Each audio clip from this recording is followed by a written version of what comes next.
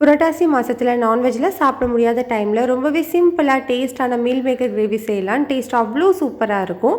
இட்லி, தோசை, பூரி, சப்பாத்தி, சாதம்னு எல்லாத்துக்கும் சூப்பரா செட் ஆகும். கொதிக்கிற தண்ணியில் மீல் மேக்கரை 10 நிமிஷம் ஊற வச்சுட்டு நார்மலான தண்ணியில் 3-4 முறை வாஷ் பண்ணி நல்லா பிழிஞ்சு எடுத்து வச்சுக்கோங்க. கடாயில் எண்ணெய் சூடு பண்ணிவிட்டு பிரியாணி இலை, பட்டை, கிராம்பு, ஏலக்காய், கல்பாசி, அன்னாசிப்பூ, வரமல்லி, மிளகு, சோம்பு, சீரகம் சேர்த்து நல்லா வறுத்துட்டு இது கூடவே சின்ன வெங்காயம், வரமிளகாய், பச்சை மிளகாய் சேர்த்து வதங்கினதுக்கப்புறமா இஞ்சி, பூண்டு, தக்காளி, உப்பு சேர்த்து நல்லா வதக்கிக்கோங்க. இந்த அளவு வதங்கி வந்ததுக்கப்புறமா இதில் கொஞ்சமாக கருவேப்பிலையும் சேர்த்து நல்லா வதக்கி ஸ்டவ் ஆஃப் பண்ணி நல்லா ஸ்மூத்தாக அரைச்சி தனியாக வச்சுக்கோங்க. கடாயில் எண்ணெய் சூடானதுக்கப்புறமா வெங்காயம் சேர்த்து நல்லா வதக்கிட்டு இது கூடவே நம்ம அரைச்சி வச்சுருக்கிற விழுது, மஞ்சள் தூள், காஷ்மீரி மிளகாய் தூள் சேர்த்து நல்லா வதக்கிட்டு மிக்ஸி ஜார் கழுவிட்டு தண்ணி சேர்த்து நல்லா மிக்ஸ் பண்ணி ஒரு 5 நிமிஷம் கொதிக்க விடுங்க.